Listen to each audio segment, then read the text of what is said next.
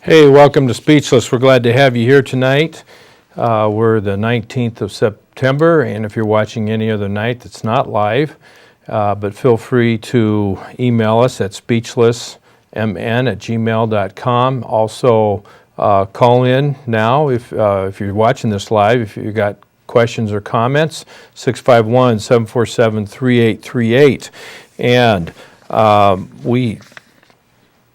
a decision came out in the appellate courts on August 19th regarding Carolyn Rice, and Judge Perkins got slapped down really hard in this case for denying due process rights to Carolyn Rice, in which she was convicted of 3 counts of deprivation of parental rights, essentially kidnapping her children from an abusive husband, is her claim. She provided an affirmative defense.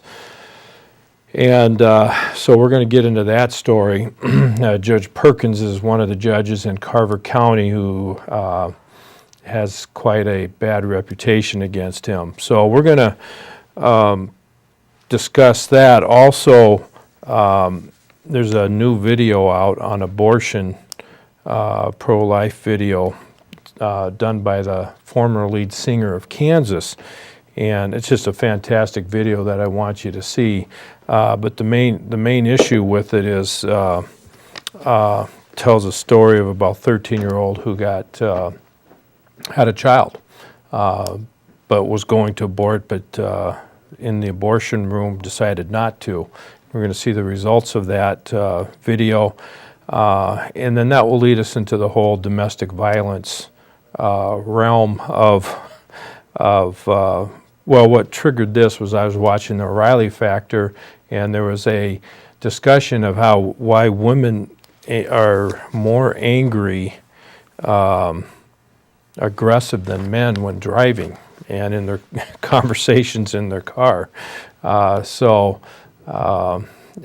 We'll discuss that some more, but we'll get into the domestic violence issue there. And also, hopefully we'll get to this, but the Benghazi hearings in the House started today. Well, they didn't start today, but there was some today, and you had 2 parents of the 2 of the men that were killed in the Libyan embassy that just were, wow, it was unbelievable. You need to watch it on C-SPAN if you can. Hopefully we'll show a couple clips of these. But unbelievable. One, it tears your heart apart that their kids died. But the whole hearing is just absolutely worth watching. But the last part where the parents gave their testimony and received questions back and forth was just heart-rendering. And we got a problem. We got a huge, huge, huge problem with the cover-up that's going on in Benghazi. And so now the House has issued subpoenas. Nobody that was there on the site of Benghazi, nobody has been interviewed. None. And as you go through this hearing, you hear things, and you hear the higher-ups and the people that did the investigation just cover themselves left and right. Well, it wasn't our purview, but we didn't need to interview them because we talked to their superiors. You know, the people in charge, well, we didn't talk to Hillary Clinton because we see that she didn't have anything to do with this. Oh, really? Yeah, what kind of investigation is that? The person in charge of the embassy doesn't have anything to do with it. And so it's going to get worse before it gets better. But fortunately, it's happening now. And these people, the people that were actually there on the site, are now going to get interviewed. The statement was, there was no order to stand down. That's what the investigators are saying. And whoever said there was is misleading. Yet they didn't interview the people on the ground that got the orders to stand down, because that's what they were saying. And that's what they came out with. And so this is a huge cover-up, and Hillary Clinton, in my opinion, is going to fall on this deal. They're trying to get other people. They're just dragging out all they can. And then one person is refusing to sign an agreement not to speak. and they're in a legal discussion on this issue right now. So anyway, we'll get into that. But what I want to do first is take us to this Carolyn. Actually, we got to play our video, update it a little bit, but on judges that sell out. So let's watch the video.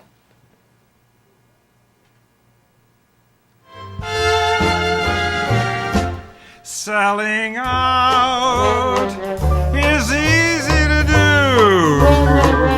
It's not so hard to find a buyer for you. When money talks, you're under its spell. Ah, but what do you have when there's nothing left to sell? Selling out, I'd rather call it compromise, is easy to do. Sometimes you have to close your eyes. It's not so hard. Being rich is no disgrace. To find a buyer for you, put on your shoes and join the race. When money talks, it has a very soothing voice. You're under its spell. It's up to you to make the choice. Ah, but what do you have when there's nothing left to sell? Can't always break the rules. People who try are fools. When you get older, maybe then you will see. I've always found ideals don't take the place of meals. That's how it is and how it will always be. It's so nice to have integrity. I'll tell you why. If you really have integrity, it means your price is very high. So remember when you start to preach and moralize that we all are in the game, and brother, its name is compromise.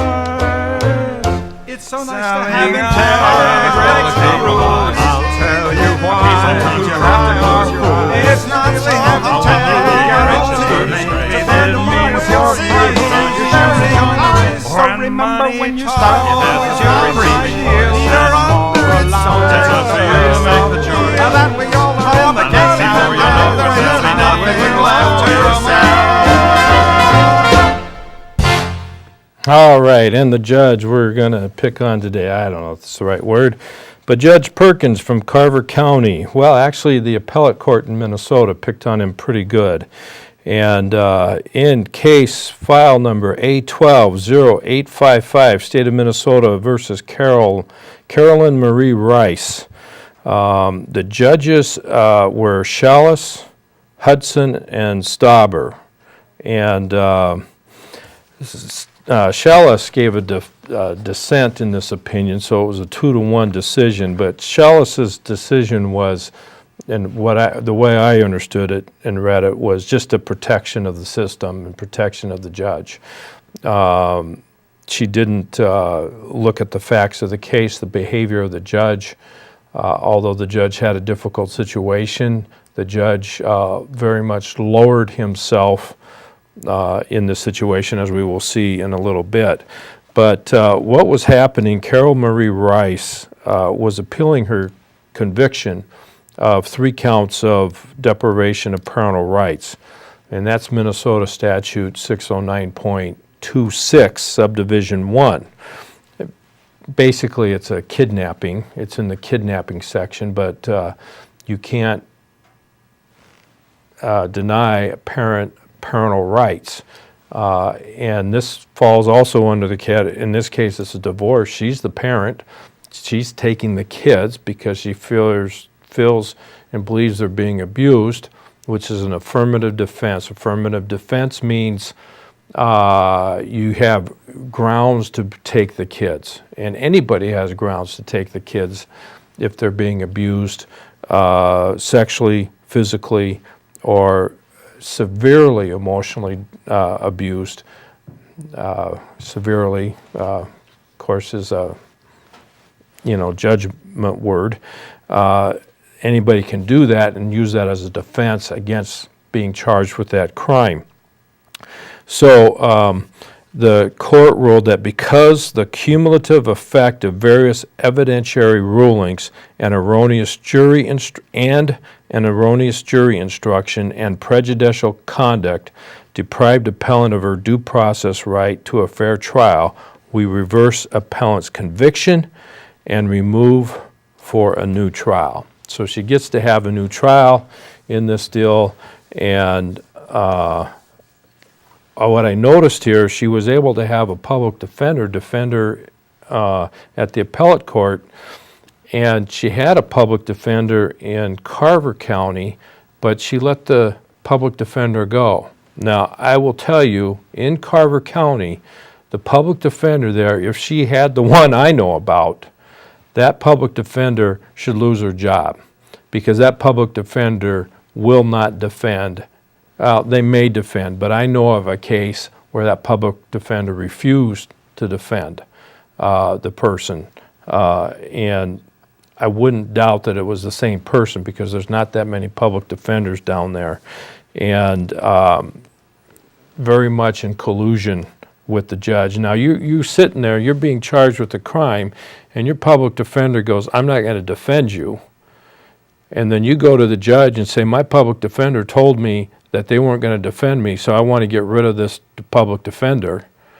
And the judge goes, well, okay, you get rid of them, you find time to get your own attorney, even though you can't afford one. But if you decide later you want the public defender, I'm going to give you the same public defender. Well, Your Honor, I just told you that public defender said they will not defend me. And the judge doesn't care. And actually, that was before the same judge, Perkins in this case, the one I'm familiar with. And we'll get into that discussion here, what the appellate court says about this, the behavior of the judge. Okay, well, what happened here is on October 31st, 2010, the oldest child, a 15-year-old girl, ran away from home and sent a letter to Minnetonka Police, to Carver County, to the father, that she had ran away, but she was safe. Okay, now it is illegal for a child to run away, but in that letter to these people, they were saying, I'm being abused, I need to get away, you know, blah, blah, blah, you know, that type of thing. So on November 24th, so less than a month later, the mother, Carolyn Rice, was apprehended coming back into the United States from Canada with her daughter, and also had two of her other kids with her. And in that discussion, they found out that under the arrest, and you know, she talked to the police, which she should have lawyered up right then, but she said the children actually said they were with numerous people. Actually, the one daughter that ran away was with numerous people over 30 days that were hiding her. Now, why these people aren't being charged, I don't know. They should have been charged too as being accomplices to this crime, but that didn't happen. But she was being hidden and with the idea of being protected.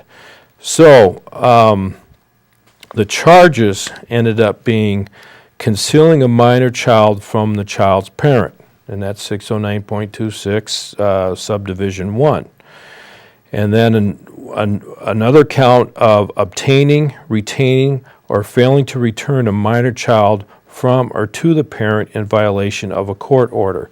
So this is a divorce situation. The mother had parenting time with the three kids. The one had run away, and the two of these kids were with her during parenting time, and she took them into Canada. Was my understanding of how this went. So failing to return a mild child after your parenting time. Now, mind you, this type of charge rarely happens because of the affirmative defense. However, this deprivation of parental rights happens all the time on a weekly basis, probably by the thousands in Minnesota.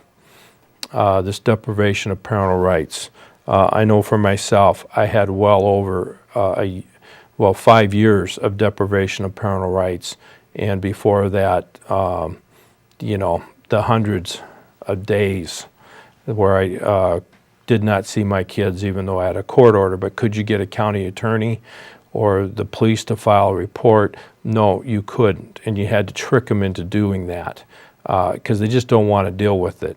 And they say it's civil. Well, oh really, it's civil? But somehow Carver County decided to charge this one out. And actually it's happened in Washington County where they've charged one case out a number of years ago. And that person the mother was actually convicted of doing this. But it happens quite a lot. But you don't even get a chance. In other words, talking to the county attorney in Ramsey County, well, they can just give an affirmative defense. Well, and then the answer is, well, let them give it. Find out first, Don't just say, oh, they're going to have an affirmative defense and not find out what's going on. You already have the evidence that the parental rights was deprived. So, see if they have their affirmative defense. Find out the evidence. Sit down and talk. And, of course, that's not happening. So it's just a scam and it's a money game that's going on. These people aren't really there to protect your constitutional rights unless it's a big issue and one that they can make money or get some press out of, in my opinion.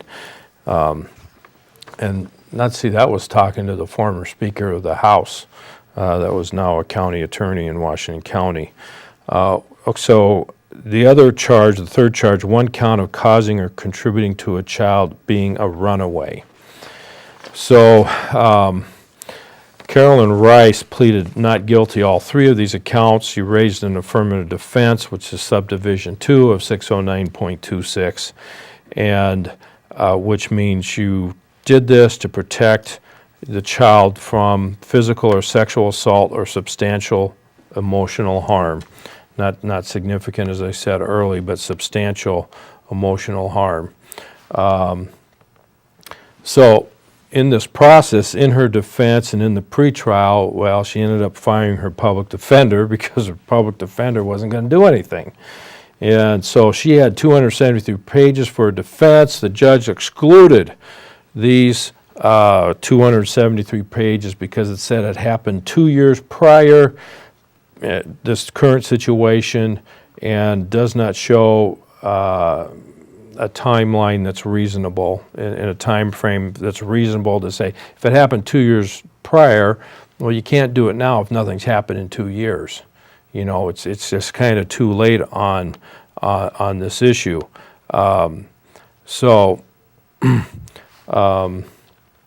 She just said that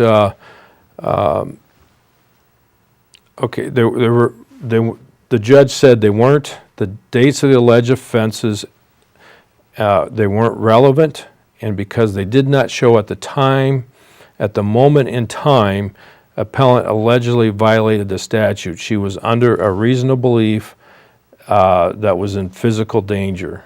So she had this reasonable belief, but it was before the current situation. Okay, so the evidence, the judge says the evidence is unreliable. The district court also excluded medical evidence of an alleged incident of abuse in 2008. Of course, it's 2010 because the police concluded that the claim was unfounded, and it could have been, but you don't know, because if the police say it's unfounded and you're not able to communicate real well as to what it is, believe me, police are not going to go out of their way to look into these things. They just don't do it. There's got to be a significant situation. It's got to be communicated exactly right, and you got to know the process and what to handle for the police to actually get involved in these divorce situations and these claims of domestic violence. They say go to civil court. So they're going to say it's unfounded. Not all the time, but I think happens a significant amount of time. So on the date of the trial, appellant dismissed her public defender and represented herself. During their opening statement, appellant discussed numerous inappropriate and potentially prejudicial subjects, including judicial bias during her divorce proceedings. Well, yeah, that happens. Losing her nursing license because the county social worker and a witness in this case held a grudge against her. And actually that ended up being true. And so that in the context of some of these social workers, they can do some pretty damaging stuff without evidence. And I've seen that happen over and over. And the contents of discussion that occurred outside the presence of the jury, her living conditions while she was in jail, and the district court's ruling in her favor in a prior family law matter. So, so all these things are inappropriate and prejudicial, the judge was saying. The prosecutor raised objections throughout the appellant's arguments, an opening statement, which were generally sustained. The district court, after warning appellant twice that her opening statement was becoming repetitive while continuing to drift towards irrelevant topics, eventually required appellant to end her opening statement. You got to understand, you're coming in and your public defender saying, I'm not going to defend you. Now you're stuck. What do? You got a trial and you just decide to move ahead. You can't get an attorney. And the judge, you can tell already the judge is acting against you. You just have to move ahead and do what you can do. So the judge, in an opening statement, and it's rare that things get objected to in an opening statement because you pretty much can say and build your case. And I'm going to prove this and show that this is what's happening and this takes place. And the judge, is saying, that's not allowed or whatever. And so, and that to a person who does not know the procedures of the law becomes very defeating. You don't know what's going on, so you keep trying, and eventually the judge just cuts her off, even though she may have had something to add that was appropriate and right, but the judge wouldn't let her get to it. So instead of helping her along, although the judge is there, this is part of the problem. The judge isn't supposed to be the criminal defense lawyer, but he is supposed to defend both sides and help both sides in with the law and make rulings and keep both sides accountable. Well, we're going to find out that isn't necessarily what happened here. So at a bench conference after the state's first witness testified, the prosecutor complained that appellant attempts to introduce inadmissible evidence put the state at a real disadvantage. It appears I am beating up on Mrs. Rice, denying her the right to counsel. The district court agreed, reminded appellant to focus only on the topics relating to the underlying charges, and delivered a warning. And this is what the judge said, and I am telling you now very clearly on the record that I intend to be much more proactive in stepping in and stopping you on your lines of questioning. I'm going to do that because I believe if I don't do that, that is a great prejudice to the state because, in fact, it looks like they're beating up on you, that they are stacking the deck against you. That's not the case, so I'm going to be more active in that so that if anybody's going to be looking like a bully in this proceeding, if you will, in the eyes of the jury, it's going to be me so that we can continue to try to maintain a level playing field to you that is fair to you as well as the state. And that's not necessarily unreasonable. I mean, they're put in a tough spot. The real issue is what's going on in this public defender's office at this point in time. Have the public defender try to help and try to explain things. And Carolyn Rice may have been a difficult client, but obviously Carolyn Rice was not believing that her case was being heard and was going to be heard. So anyway, when the appellant raised improper subjects during the direct examination, the district court followed through on its warning, began interrupting improper lines of questioning without requiring an objection. So no objection came, the judge just interjected here. And the district court interrupted appellant's direct examination of one of the children more than 90 times and interrupted appellant's direct examination of another child at least 45 times. The state occasionally raised objections upon which the court ruled, but the majority of evidentiary rulings during appellate's witness examination were made by the judge's will, or sua sponte, the own will, not by the will of the district or the state.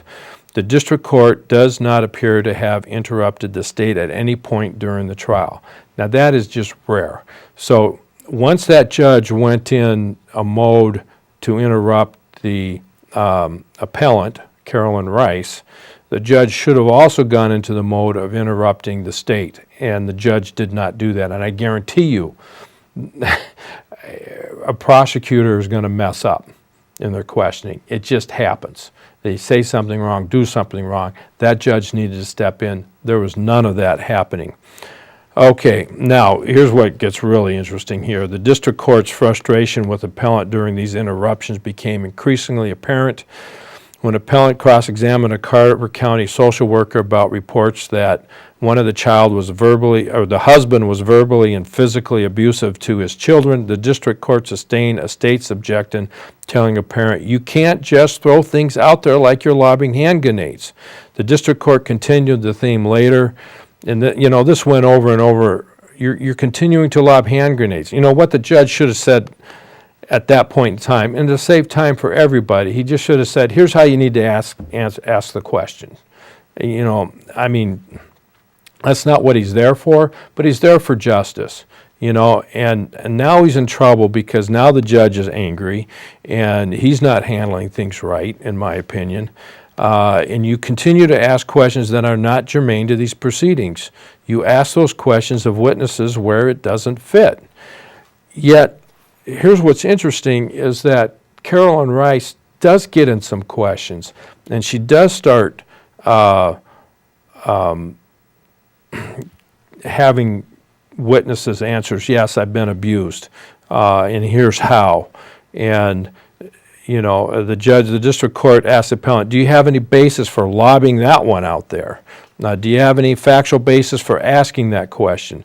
The district court continued, "Don't start asking another question. You throw something out there and just leave it hanging. Throwing out an allegation about dad having harmed one of the childs and/or the other child, there is no foundation laid here." Now, eventually one of the childs testified about an incident in which the father dragged another child down a flight of stairs by her ankles. That's evidence. That was a witness. Okay?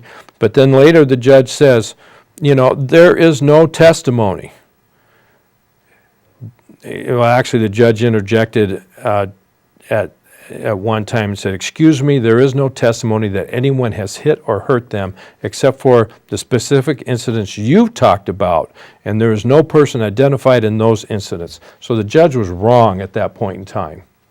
Okay, put me back to the other camera. So the judge was wrong in stating that because there was this testimony. So an appellant replied that her daughter's testimony provided that evidence, to which the district court replied, "I've not heard any such testimony because they haven't been on the stand." But they were on the stand, and they did give the testimony. Okay, so you can see where it gets deeper and deeper.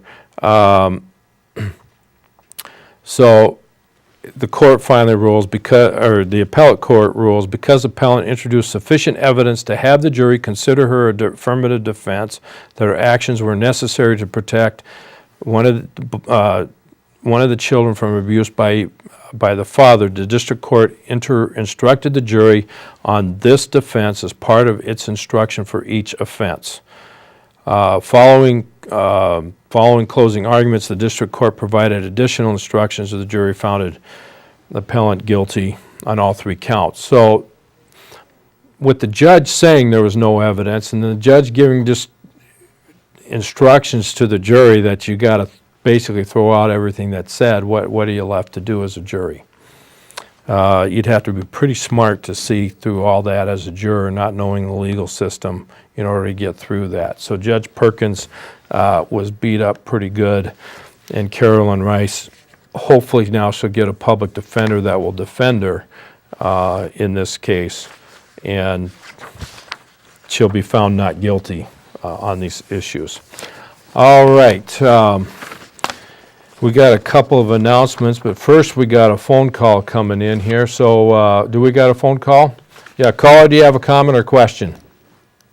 Thanks, Tim Kinley. Thanks for talking about this very significant and important case. And I wish you could comment more on this public defender system, because my understanding is the majority of people who are in federal court, criminal court, and district court do not have attorneys because they cannot afford an attorney. Right. And they're linked up with a public defender. And of course, the public defender, it sounds like it's generally a fairly low-paid person in the scope of the court system, maybe $35,000, $40,000. They get paid pretty well. They're not so low paid. I think they're up around the $90,000 range.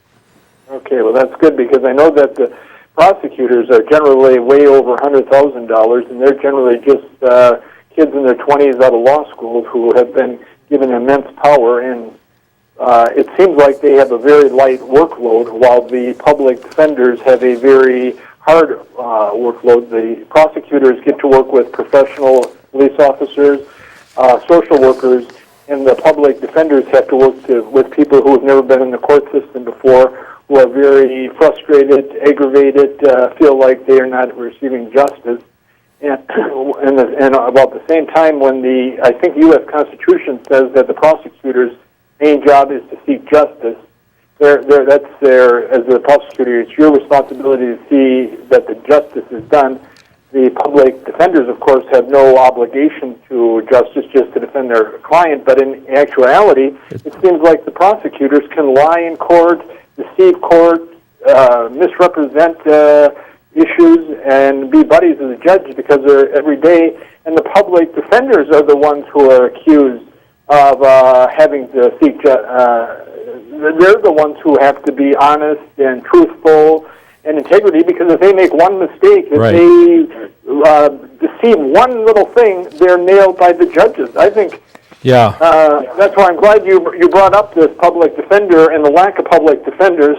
And I wish you can, and this is the first time I actually heard anybody explain it in detail on the media, and I wish you could talk more about how these public defenders, how many people are in their staff, and how much time they give a client. Do they give a client 10 minutes for their criminal case, or do they give them 5 weeks?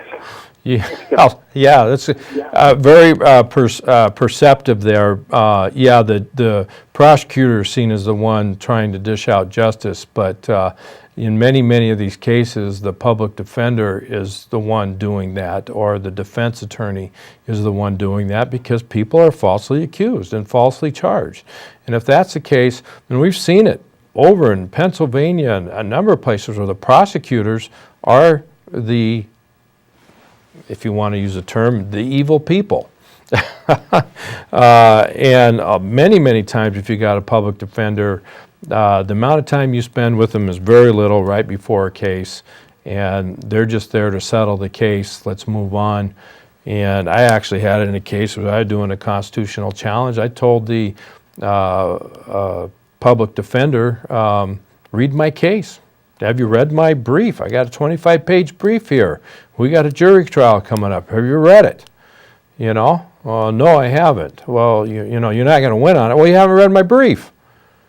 So it just goes both ways, and that's the way the system is, and that's why we have checks and balances, because people are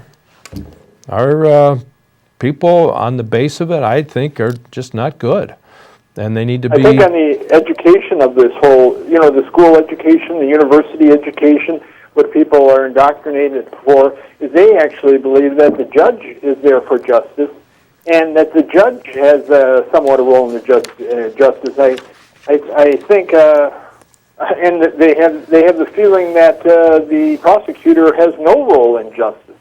Now, the judge, of course, is the decision maker, but I think the judge, with their schedules and how overwhelmed they feel or how burdened they feel, they actually just take the arguments and they just weigh the arguments. I don't know if they have any any idea of what justice is in most cases. Well, They have a gut feeling. Like I or heard do they Judge have to care? You know, I mean, once you get in the spot, I don't know that they have to care anymore.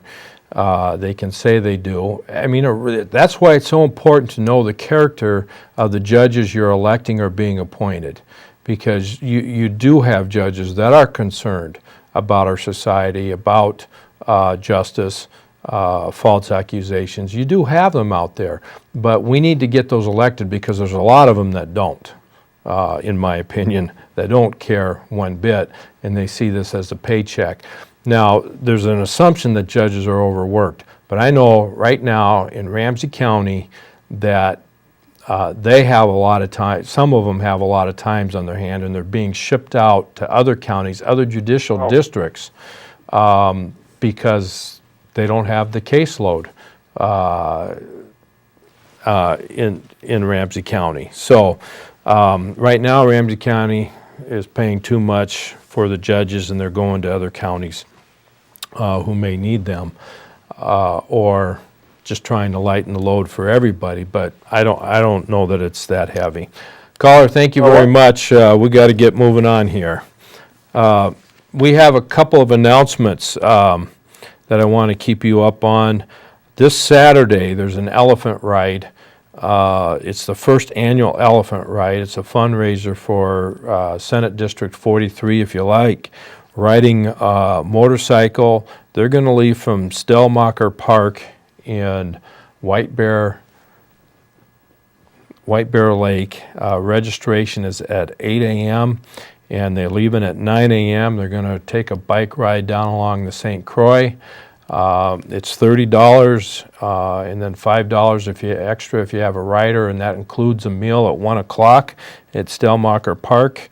And should be a beautiful day to go out on a nice bike ride. If you're not a bike rider like me, if you're chicken, you don't want to be an organ donor. At 1 o'clock they got the pulled pork barbecue, plus they're having a whole lot of games. There's horseshoe, there's activity. Family time begins at 12 o'clock, and there'll be some politicians coming. Of course, we're all politicians. It's just a matter of whether we're elected or not for some of these spots, or want to be. But we're all politicians. We all try to decide what the relationship between things are going to be. So come on down to the first annual elephant ride and be in on it, and then you can say you were in on this. By the time this thing should grow huge. But it's raising money for the Senate District 43 Republican Party to get some good people in our legislature, because this is a tough area. And I'll get into that about some of these legislatures in a bit. Also, another announcement, Ray Woodstrand, who is an employee of this station here, was beat up on East St. Paul and had some severe brain injuries. The report right now is that he's definitely improving, and they're actually going to be able to put some of his bone pieces to a skull back on. But I mean, he's awake, and his trachea tube is totally out now, and that's going to heal. Which was interesting that it will actually close in again, which is fascinating that it will do that. So anyway, Saturday, October 5th at the Goodrich Golf Dome from 10 a.m. to 3:30 p.m. It's a fundraiser. It's $20 for a miniature golf.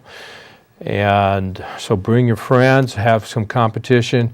And I'm just going to set this challenge out there. I challenge anybody to beat me in miniature golf. I'm pretty good at it. I'm the family champion for my family, and for work, I'm the champion. So, come on, challenge me. We'll get out there, raise some money, see if you can beat me. May even be a prize in there for you if you do that challenge. So I'm looking forward to that.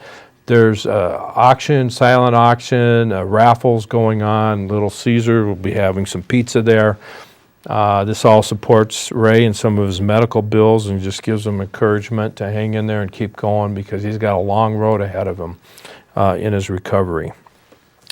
Okay, we're going to, I got this email on this new video out. It's by John Elefante. I believe I'm pronouncing that name right. It's called This Time. It's on his new album, On My Way to the Sun. And he's the former lead singer of Kansas. He's the one that wrote Dust in the Wind. I believe he wrote Dust in the Wind and Carry On My Wayward Son. And this is really interesting because this is the story of his adopted daughter. He and his wife adopted a girl. And what he said, this was in Charisma News. He said, I just can't imagine life without my daughter Sammy. And it just breaks my heart that pregnant young women, much like her birth mother, instead of choosing life for their babies, are denying them the chance to be born. And Elefante says, if our song can in any way bring attention to this issue and encourage those who are considering abortion to choose life through options such as adoption, then we couldn't be happier. Now, the song's lyrics are based on a true story of what Sammy's 13-year-old birth mother might have experienced as she sat cold in a waiting room, frightened and all alone, knowing that her baby would soon be gone. Now, as the video unfolds, we're going to see the dream she had of a little girl celebrating her 3rd birthday and growing into a woman through the years, and we hear the voice she heard telling her to run away. You're not taking her this time. Let's play the video.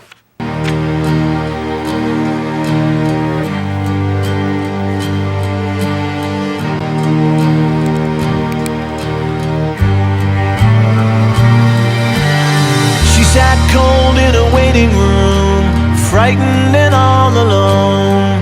Watched the clock tick down, knowing that her baby would soon be gone. Her head slung low, so embarrassed. She was 13 years old. She felt a kick inside as a reminder of a life she couldn't show. Then she heard a voice inside saying, run away. It was a mistake, but don't throw your child away. Then she fell into a light sleep, had a dream about a little girl. There was a birthday cake and 3 candles. She was living in another world. She saw the little girl become a woman, living in a happy home. Then she was suddenly awakened by a voice that called her name. They said, don't worry, you'll be fine. You're still young, we see this all the time. Right then the Lord began to speak. You're not taking this one, she's mine. She'll grow up and see my name. You're not taking her, she's mine. And you're not taking her this time. No, you're not taking her this time. She laid flat on the table. She asked, please, can I talk to someone? But a headstrong woman with a blank stare said, we've got to get this done. Then she cried out loud, please help me. I've got to get to a phone. I need to call my mama to help me find my baby a home. They said, don't worry, you'll be fine. You're still young, we see this all the time. Right then the Lord began to speak. You're not taking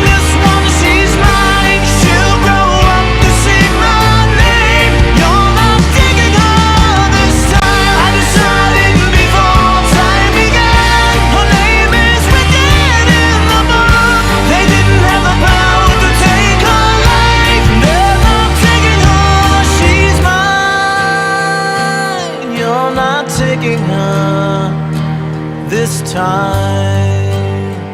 No, you're not taking her this time.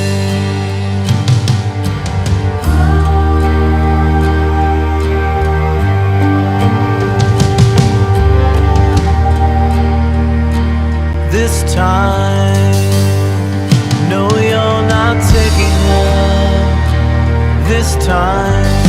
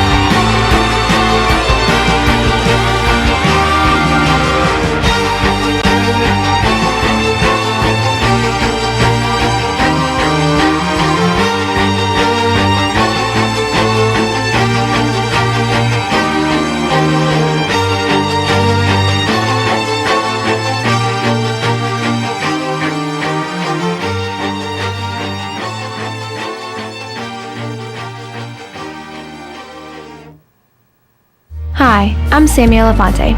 The story you just watched is based on how I was rescued from being aborted. And we are eternally grateful that Sammy's birth mother chose life. Every day in America, 3,500 children lose their lives to abortion. That is one child every 25 seconds. You can save babies from abortion. For more information, please visit onlineforlife.org.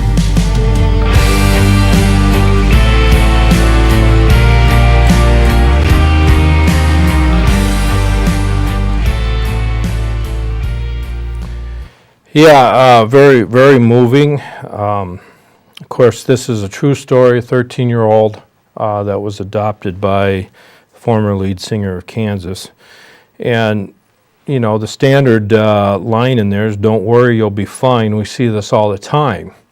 And right now in Indiana, an abortion practitioner failed to timely file an abortion, you have to tell the state when you're aborting a child on a 13-year-old girl who was victimized by statutory rape. And of course, every 13-year-old is victimized by statutory rape. And it's been going on for years where Planned Parenthood and the abortion industry won't tell about these statutory rapes because frankly, my personal belief, these people are that perverted, they're trying to protect the rapist. Care nothing about the 13-year-old. Obviously, they don't care anything about the child, and that's what it is. They know it's a child. There's no debate that. Every abortionist knows that these are children, that they're pulling apart limb for limb. But right now, you know, this is part of the procedure, and it's happening in Minnesota. They don't report these statutory rapes that are taking place,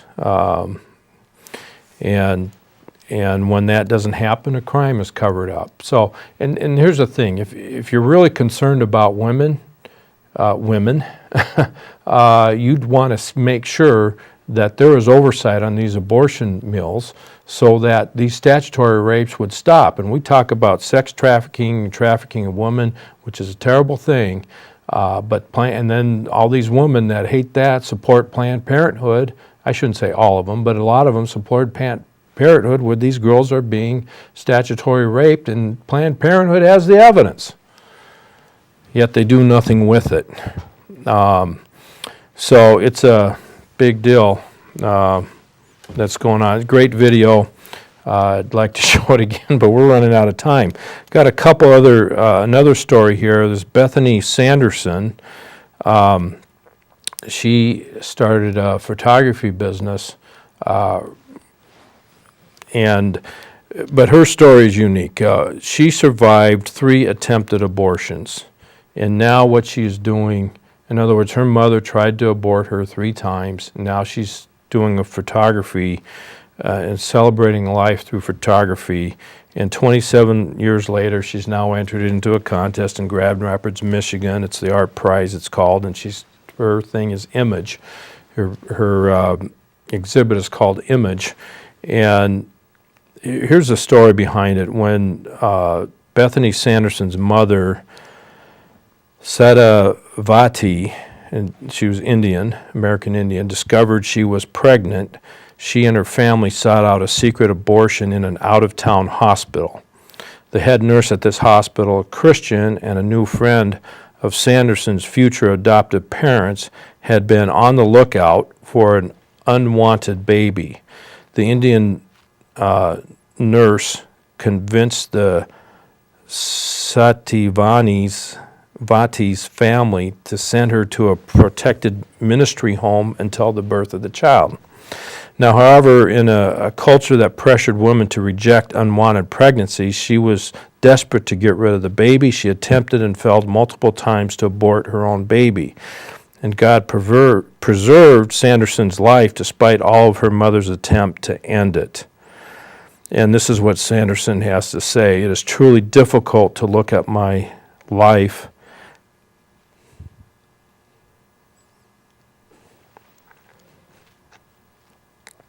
and not see the Lord's provision.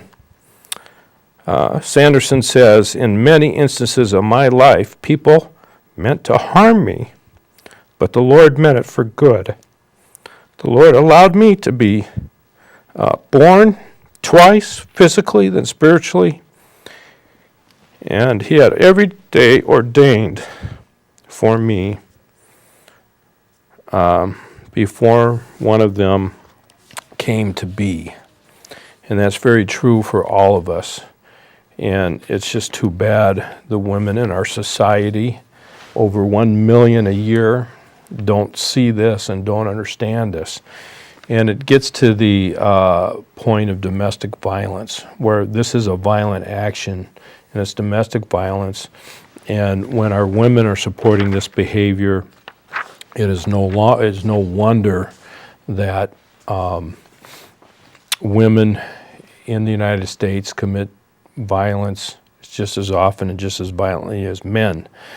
And that is the unspoken, actually, these words that I am saying are considered evil, and you get looked at and despise the evidence that is out there. And actually on O'Reilly Factor, a study, they talked about a study where women are more aggressive than men in relationship to driving, and they had interviews with these kids, and what does your mother say about other drivers in the car? And these kids are just swearing left and right, and how aggressive they are driving. But Kirsten Powers, the Fox News analyst, was there, and she explained by the fact, what Kirsten Powers says is this is explained by the fact that women are probably driving children a lot more. They're spending more time in the care with children. Now, did you hear that? And this is what I've said before. They are justifying the abuse. Well, I'm with children. It's hard with children. Therefore, I get to abuse them. That's the conclusion that they're coming to. It's okay. Now, in Minnesota, the statistics are women are the #1 abusers of children. Yet you won't go down to the legislature and you won't hear that. And there's no program out there to stop the abuse of women on children, because evidently women don't abuse. However, Kirsten Powers does say, I am personally not surprised when women do bad things. We're just as capable of behaving badly as everybody else. So true. Now, O'Reilly, and of course that's the case with over 1 million abortions a year, so women are taught to devalue life. And now O'Reilly says the Bill O'Reilly said, the image many feminists want to put forth is that women are very patient and kind, while men are slovenly barbarians, and who could barely make it to the front door without committing some kind of misdemeanor. And that is our culture, and that is what's being said, but it's a false picture, and it's done that way for power purposes. Now, Martin Fiebert, a doctor from California State University, Long Beach, California, he's put together bibliographies of 286 scholarly investigations, 221 empirical studies, 65 reviews and analysis, which demonstrate that women are as physically aggressive or more aggressive than men in their relationships with their spouses or male partners. And the sample size on this is over 371,600 people. And you know, that's just a lot, and that's what we got to deal with here. And the issue of domestic violence won't be solved and won't be dealt with appropriately until we acknowledge as a society that women are abusive too. And when we realize that, then we'll be able to start finally dealing with the causes and the consequences of domestic violence the right way. All right, thanks for watching. Don't forget, October 5th, the benefit for Ray Woodstrand at Goodrich Golf Dome, I believe the name of it was, right there in Maplewood, White Bear Avenue, about a mile south on 36. And also the Elephant Ride, September 21st, Stellmacher Park, 9 a.m. this Saturday. Remember, if you don't stand up for other people's liberties, who's going to stand up for yours? Oh yeah, I forgot to show the pictures that she had made. They're fantastic. If you don't stand up for somebody else's liberties, who's going to stand up for yours? And good people don't do nothing. God bless. Have a great week. But now I see that you're long gone.